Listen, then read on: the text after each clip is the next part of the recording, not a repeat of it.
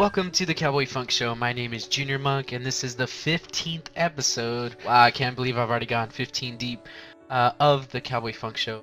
This episode is a little different from the rest. I am breaking the fourth wall. I'm bringing you into the real world. My real name is Angel, and the reason I share this with you is because I have a passion for sculpting. It's something that I've gone to school for and I've done for a very long time. I've always wanted to connect sculpting with my gaming life, and this is the best way for me to do that. I have begun what's called the Angel Quintero project. The project is 6 sculptures in 6 or 7 months, hopefully one per month, where I am going to take in-game characters. In this case I'm using Javik, and I'm going to be sculpting replicas of them. The idea behind this is that we as gamers, especially in the MMO genre, will spend countless hours, racked up to years, of character development. WoW, Rift, Ion, Star Wars The Old Republic, each character that we've developed, we have put so much time and effort into. It's a little unfair that when we leave the game and go into the real world, wherever it is, work, school, home, anywhere, we can't take those characters with us.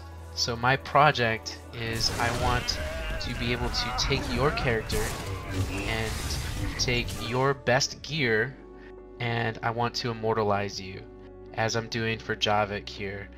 This is the first of 6 that I'll be doing for this project. Let me speak a little of my process of creation here.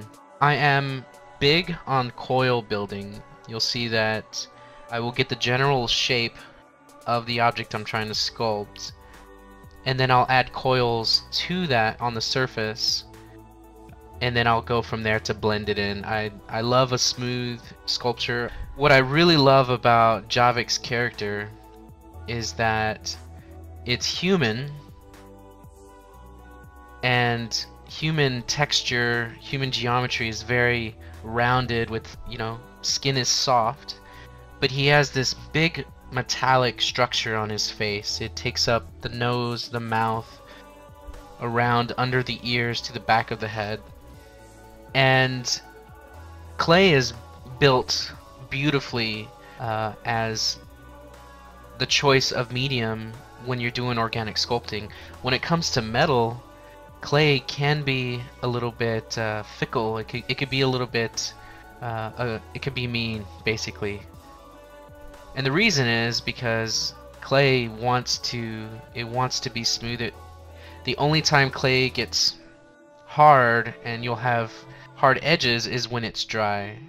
So I had to ride a very thin line of allowing the clay to dry, but not letting it get too dry to the point where my carving will break the clay. On top of that, the third aspect of my sculpture was that there's bone sticking out of the top of this character's head. So it was really fun to be able to play with all these different textures all on one sculpture.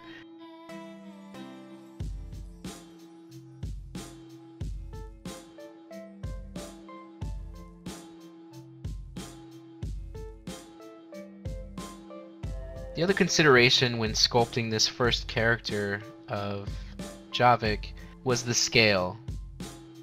This is my sweet spot. It's about 15 to 17 inches tall. The reason I enjoy this scale is it's a little bit smaller than life, but it gives me a surface area for detail. Now with clay, especially when I'm sculpting the metallic portions of the sculpture, it is very difficult to get that detail I'm looking for at the speed that I'm sculpting. So I intentionally left it a little loose on the details on the sculpture portion of this, because the geometry of the sculpture only goes so far. It only speaks half the story. The remainder of that story will be told in the finish, the paint, the color, the texture of finishing the piece. Once this clay dries and gets fired and goes through that process, I will have to show you the follow-up, because this character has these amazing black tattoos, or I don't even know if they're tattoos, they're just black design on top of his skin tone that is just absolutely going to pop once I give his eyes color and put some metal finish on the metallic portions. It is going to absolutely scream the essence of Javik's character, and that is my goal. My goal is that even if you're not into role-playing, we all have a little bit of immersion whenever we create these characters. There's decisions that happen, and each decision that you make is what I'm trying to capitalize on. I'm not trying to get the sculpture to be 100% accurate, and the reason that happens, I thought about this, if I was going to leave it as characterized as the sculpture in the game, or the model in the game, is because this is real life and metal looks different than it does in that game, and because of that I have artistic license to make those subtle changes as I wish. Not only that, but we're talking about sculpting with gravity, with temperament of the material, etc., versus if you were doing a sculpture in-game, you don't have to deal with those kind of forces. You don't have to deal with gravity. You don't have to deal with your clay drying out and breaking while you're trying to sculpt or carve.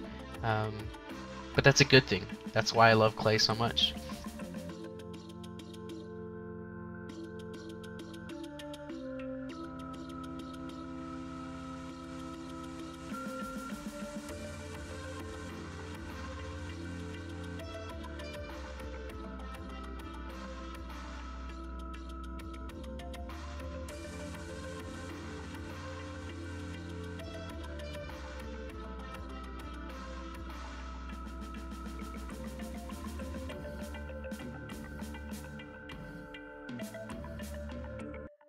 So as you can see, I'm a huge fan of the Star Wars universe. I spent a good 1 or 2 years playing this video game alone. I grew up watching the movies. It's been a real pleasure to be able to dive into that universe and interact with it. And I can't get over how cool it is to say I sculpted a Zabrak, or I sculpted a Sith Juggernaut, or I played a Sith Sorcerer. Or a Jedi Consular.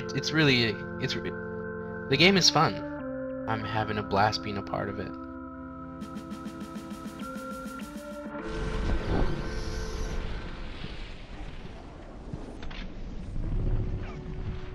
As I was working my way lower into the neck and into the shoulders, I was getting more and more excited about the way this thing was coming out. I really enjoyed going from bone to skin to metal to leather to rubber to cape. The Sith warriors they're really awesome characters.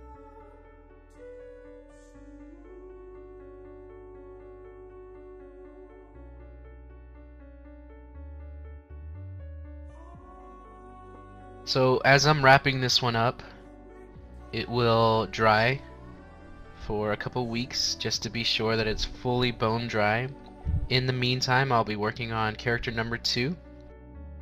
I'll give you a hint. It is from the server in the Old Republic that I play on, and he is on the Empire side.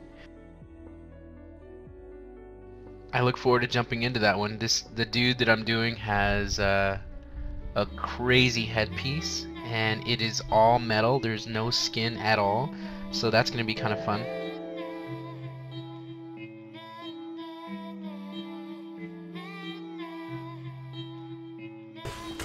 If you want to be immortalized by one of my sculptures, please click on the link below and send me some screenshots, and maybe your tune is the next sculpture I create.